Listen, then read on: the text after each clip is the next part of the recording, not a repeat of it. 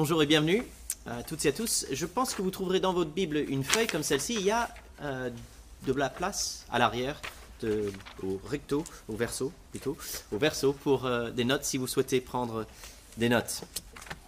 Je vous invite, si ça peut vous aider.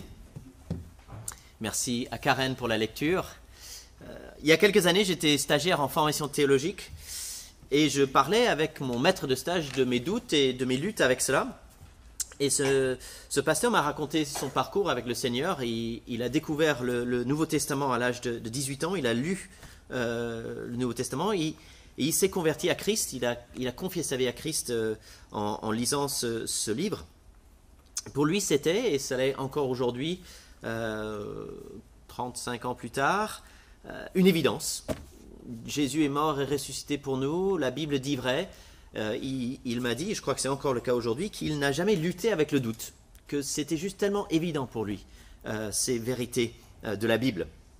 Je vous parle de cet ami parce que je pense qu'il est l'exception qui prouve la règle. Je pense qu'en effet, si on réfléchit à la foi chrétienne, si on réfléchit aux alternatives, si on évalue notre monde, eh bien c'est normal d'avoir des doutes et des questionnements. La réalité du doute, ce n'est pas quelque chose qui devrait nous surprendre en quelque sorte. C'est assez normal vu ce qu'on voit autour de nous, vu ce qu'on vit aussi. C'est pas surprenant. Cette semaine même, une amie a vécu, en fait c'était il y a 10 jours, mais elle m'a parlé, on en a parlé cette semaine, elle a vécu le décès d'un de ses neveux, et elle m'a dit, mais ça peut faire perdre la foi. Confrontée à la souffrance, confronté au péché des autres, confronté à notre propre péché persistant, le doute surgit. Où es-tu, Seigneur? Qu'est-ce que tu fais là? Je ne comprends pas. Que fait-on de cela? Que fait-on dans cette situation de questionnement? Comment réagit-on? Comment agit-on? Comment avancer? Comment gérer le doute et les questions?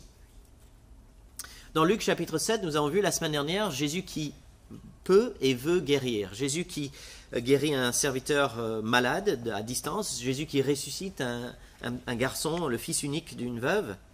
C'est l'arrivée d'un nouveau monde. C'est l'arrivée d'une nouvelle vie quelque part, d'une nouvelle puissance que le monde n'avait jamais vue. Jésus met en œuvre le programme qu'il a annoncé au chapitre 4, c'est la libération des opprimés, c'est les captifs libérés véritablement. C'est l'année de la grâce du Seigneur, cette expression que Jésus utilise en reprenant Ésaïe, une année de grâce, un temps où la générosité de Dieu est déversée. Un moment précis où tout d'un coup, en fait, on peut vivre et expérimenter la générosité de Dieu. Et jusqu'à il n'y a pas si longtemps, on pouvait parler de l'an de grâce 2017. Et on devrait encore dire l'an de grâce 2017 parce qu'on est encore dans la période où la générosité de Dieu est déversée avec libéralité. Dans ce texte que nous venons de voir, il y a la question de l'identité et de l'autorité de Jésus est toujours présente. Mais cette question de la réponse des uns et des autres, la réponse de Jean-Baptiste, la réponse des disciples de Jean-Baptiste, la réponse des pharisiens ou des hommes religieux, la réponse est mise en avant. Comment est-ce qu'on réagit face à ce Jésus? Doute, confiance, méfiance? Quelles sont nos réponses? Ceux qui voient, ceux qui entendent ce que Jésus dit et fait, ils sont interpellés. Verset 23 par exemple, « Heureux celui pour qui je ne représenterai pas un obstacle. » C'est la question, la réponse. Est-ce que Jésus est un obstacle ou une bénédiction? Verset 24. Qu'êtes-vous allé voir au désert? Verset 25. Mais qu'êtes-vous allé voir? Quelle était votre réponse par rapport à Jean-Baptiste? Versets 29 et 30, il parle du peuple qui a entendu et qui s'est fait baptiser. Mais les pharisiens, verset 30, et les professeurs de la loi ont rejeté le plan de Dieu. Et dans les versets 31 à 35, il met vraiment l'accent sur cette question de réponse. Méfiance ou confiance. Jésus insiste sur ces questions de réponse parce qu'il y a une folie humaine face à celui qui fait du bien, qui libère, qui est de rejeter cela. La folie humaine face à des événements extraordinaires. Je vous propose une phrase de résumé. Jésus montre ses œuvres aux disciples de Jean-Baptiste, le prophète qui prépare le chemin du roi, Et les observateurs sont divisés entre confiance et méfiance. Et le plan, pour nous aider à suivre, versets 18 à 23, le programme libération, 24 à 28, le prophète préparation, et 29 à 35, les possibilités division, et notamment la division entre confiance et méfiance. Jean-Baptiste était un homme de Dieu, et Jean-Baptiste se retrouvait en prison au moment où il envoie ses messagers. Il envoie ses disciples parce que lui-même ne peut pas venir, il est en prison. Est-ce qu'il se posait la question de si oui ou non il pourrait un jour sortir de prison? Est-ce qu'il était conscient qu'il était menacé, qu'en fait au final il a été exécuté, il n'est pas vraiment sorti de prison? Et il pouvait sans doute se poser la question comment ça allait se terminer pour lui. Et j'imagine bien, si j'étais en prison, je pensais avoir une mission de la part de Dieu et je me retrouve incarcéré, que j'aurais peut-être des doutes et des questionnements. Ça me semble parfaitement normal. Jean-Baptiste avait baptisé Jésus. Semble-t-il, il aurait vu une manifestation de l'Esprit, comme une colombe, descendre sur Jésus. Il avait annoncé, c'est dans l'évangile de Jean, que Jésus est l'agneau de Dieu qui ôte le péché du monde. Ses disciples lui ont parlé des miracles que faisait Jésus. Et il envoie ses disciples pour poser la question. Es-tu celui qui doit venir? Devons-nous attendre un autre? Jean-Baptiste se posait la question. Peut-être il voulait aussi que ses disciples sachent vers qui aller après son décès. Mais je pense qu'il était sous pression. Je pense qu'il se posait des questions, qu'il ne comprenait pas. Peut-être qu'il n'envisageait pas son ministère s'est terminé par la prison et une exécution. Peut-être qu'il n'envisageait pas que le Messie ressemble à Jésus et qu'il ne soit pas dans une logique d'opposition à l'injustice politique, une opposition frontale en tout cas. Est-ce que c'est vraiment toi, le roi promis, le sauveur attendu? Et Jésus ne répond pas avec des mots, mais avec des actes, avec des faits. Il accomplit les promesses, par exemple, d'Ésaïe 35 qu'on a lu, la guérison des aveugles et des sourds, la libération, la bonne nouvelle annoncée aux pauvres, aux ceux qui ont besoin de cela. Et verset 23, heureux celui pour qui je ne représente pas un obstacle. Je trouve que c'est une bonne traduction. Par le passé, on traduisait pierre d'achoppement. C'est le scandale en grec, mais c'est une pierre qu'on ne voit pas et qui nous fait trébucher. Et dans un sens, Jésus pose la question en s'identifiant à une pierre. Parce qu'avec une pierre, on peut construire une maison, et avec une pierre, on peut trébucher et tomber. Si quelqu'un vient libérer des malades et des opprimés, comment je réponds? Encore aujourd'hui, Jésus agit et des vies sont transformées. Et cette libération, elle se voit. Alors, on ne voit pas le type de miracle que Jésus faisait, il y a des raisons pour cela, mais on voit des changements profonds et visibles. Des personnes libérées par Jésus vivent différemment. Assez régulièrement, j'ai des conversations avec des amis du quartier qui me posent la question du financement de l'église. Ah, t'es à plein temps, comment ça marche, tout ça? Je leur dis, en fait, c'est les personnes qui viennent à l'église qui donnent. Certaines personnes donnent ce qu'on appelle une dîme, c'est-à-dire 10% de leurs revenus, et ça fait fonctionner l'église avec les locaux, l'indemnité du pasteur, les projets de mission, soutenir une mission au Liban, ou Paul Young, un équipier GBU ici en France. Et il y a beaucoup de gens qui trouvent ça surprenant, parce qu'entre mettre une pièce de 2 euros dans la bourse qui passe et donner des centaines d'euros chaque mois, il y a un gap, un certain écart, et c'est bizarre pour certains. Et dans un sens, je dirais, humainement parlant, en effet, c'est bizarre et presque incompréhensible. Mais si il y a un libérateur, et si vous êtes convaincu que ce libérateur a fait des choses merveilleuses dans votre vie, eh bien vous vivez autrement. Et vous vivez la libération par rapport à l'argent qui est notre maître et qui nous dit ce qu'il faut faire. Là où Jésus est à l'œuvre, les êtres humains sont libérés. Des priorités changent, des actes changent. Le programme, c'est la libération. Le prophète, la préparation. Jésus rappelle le rôle de Jean-Baptiste dans ce texte. C'est des choses qui ont déjà été abordées dans le début de l'évangile de Luc, mais Jésus le souligne, c'était pas n'importe qui, c'était pas une distraction, un roseau agité dans le vent, ah tiens c'est intéressant. Non, c'était quelqu'un d'important, plus qu'un prophète. Il n'était pas impressionnant par ses habits. C'était pas quelqu'un qui vivait dans le luxe, c'était tout le contraire. C'était pas quelqu'un qui était attirant par son apparence, mais c'était un messager, un porteur de la parole de Dieu et qui préparait le chemin, qui annonçait la venue de l'Éternel, référence au prophète Malachie ici aussi. Jésus reprend cette citation. Alors il dit « J'envoie mon messager devant toi pour te préparer le chemin », alors que dans Malachie c'est « devant moi ». Il y a ce jeu entre moi, l'Éternel qui vient, et Jésus lui-même, devant qui Jean-Baptiste vient préparer le terrain. Devant moi, devant l'Éternel, c'est aussi une référence à l'Exode, à la période où, symboliquement par une nuée en journée et par une colonne de feu la nuit, l'Éternel était présent, il allait devant le peuple.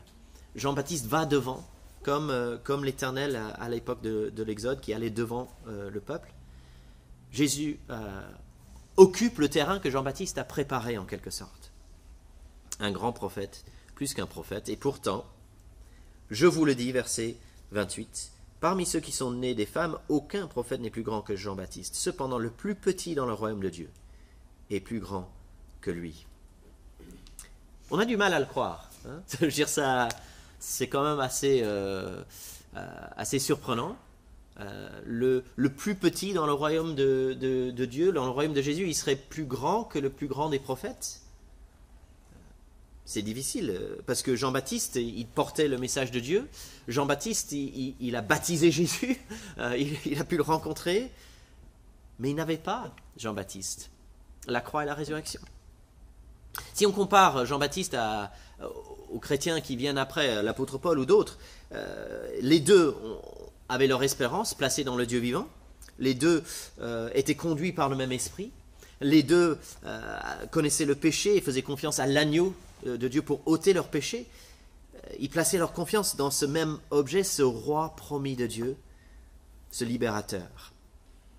Mais l'un d'entre eux, le prophète qui vient avant, il voyait ces choses dans un sens de loin. Et il peut en parler de manière générale. L'autre, le croyant après la croix et la résurrection, voit ces choses de près. C'est maintenant par l'Esprit, dans l'intimité, que nous connaissons ces choses. Et nous ne parlons plus de manière générale, mais de manière très précise sur ce roi, qui il est, ce qu'il a fait. Nous connaissons les raisons de notre confiance, les fondements de notre espérance. Sa vie parfaite, sa mort en sacrifice parfait, et sa résurrection parfaite en victoire. Le chrétien bénéficie du ministère de Jean-Baptiste, mais surtout de l'accomplissement de ce que Jean-Baptiste a annoncé, de la finalité de cela. Ces dernières semaines, je lisais dans mes lectures personnelles la Genèse et j'ai été frappé par Abraham, Isaac et Jacob, ces patriarches, ces grands hommes qui avaient beaucoup de belles choses, qui avaient des rencontres avec le Dieu vivant, et pourtant, spirituellement, ils étaient dépourvus par rapport à nous. Ils n'avaient pas la loi de Moïse, ils n'avaient pas les 10 commandements, ils n'avaient surtout pas Jésus. Et quelque part, on voit leur folie, leur bêtise à répétition. Si vous lisez la Genèse, il y a beaucoup de choses graves en fait qui se passent. Le plus humble des croyants en Jésus a encore plus, grâce à tout ce que Jésus a accompli, que Jean-Baptiste, le plus grand des prophètes. Plus de connaissances, plus de proximité et d'intimité, plus de sécurité. Si un jour sur Wikipédia ils annonçaient le top 10 des prophètes, Jean-Baptiste doit être en numéro 1. Il doit le mettre en haut en fait, c'est le plus grand des prophètes. Mais son rôle était de préparer. Et nous vivons l'accomplissement, pas la préparation, l'accomplissement. Tellement plus. J'aime beaucoup les photos que Thomas Pesquet, qui est astronaute, poste sur Twitter. Je ne sais pas si vous en avez vu, mais il y a des photos extraordinaires. La Corse, l'autre jour, vue de l'espace, c'est vraiment éblouissant. Et ça m'a fait réfléchir au fait de partir dans l'espace. Il y a des années de préparation. C'est assez long pour Thomas Pesquet lui-même. Et puis, par exemple, construire une fusée, c'est pas simple. Il y a des décennies de recherche pour échapper à la force de la gravité. C'est vraiment compliqué avec une préparation longue. Mais entre la préparation et le fait d'être dans la station spatiale à observer la planète bleue de loin, c'est juste deux mondes. Hein. C'est une autre dimension, n'est-ce pas? l'entraînement d'un astronaute, c'est ce que c'est quelque chose, mais être là-haut, autre chose encore. C'est une autre dimension. Oui, Jean-Baptiste a préparé le chemin, mais l'accomplissement, c'est tellement plus grand. Le prophète, la préparation. Troisièmement, les possibilités, division, confiance ou méfiance. Jésus parle des collecteurs d'impôts qui ont bien répondu à Jean-Baptiste et qui ont dit oui, on a besoin du pardon de Dieu, et ils se sont fait baptiser. Jésus parle de ces gens méprisés qui sont une illustration de la bonne réponse. Et on a du mal à saisir ça. Aujourd'hui, on lit la Bible, on dit les collecteurs d'impôts, c'est des gens bien parce qu'ils ont accepté Jean-Baptiste. Mais en fait, non, ce n'étaient pas des gens bien. Presque tout le monde les détestait, ils étaient méprisés. Aujourd'hui, je ne sais pas, j'ai envie de vous dire, il y a des néo-nazis qui font la bonne réponse devant Dieu. Des quoi? Des néo-nazis. Il y a des terroristes islamistes, ils font ce qui est bien. Hein. Ils ont bien répondu à l'évangile. Des terroristes? C'est pas possible. Puis ce serait pas normal non plus, non? Alors que les gens bien, respectables, ils font des mauvais choix. Les théologiens sont passés à côté. Les gens qu'on méprise, les néo-nazis, eux, ils ont fait les bons choix. Jésus poursuit avec la parabole des enfants gâtés. Ce n'est pas moi qui ai trouvé, mais je trouve ça bien. Les enfants assis sur la place, ils parlent les uns aux autres, ils disent « Nous vous avons joué de la flûte, vous n'avez pas dansé, nous avons entonné des chants funèbres, et vous n'avez pas pleuré. Jean-Baptiste est venu, il ne mange pas de pain, il ne boit pas de vin, et vous dites « Il a un démon », verset 33. Le Fils de l'homme, Jésus parle de lui-même, verset 34, est venu, il mange, il boit, et vous dites « C'est un glouton, un buveur, un ami des collecteurs d'impôts et des pécheurs. » Si on veut trouver une excuse, on en trouve, n'est-ce pas? Jean-Baptiste, trop sévère, il refuse de manger et de boire. Jésus, trop fêtard, il fait la fête avec des gens de mauvaise vie. Si on veut une excuse, on en trouve. Si vous voulez ne pas croire en l'évangile, vous trouverez une excuse.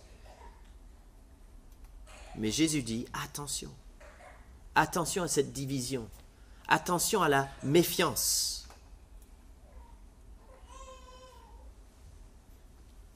À qui donc comparerai-je les hommes de cette génération?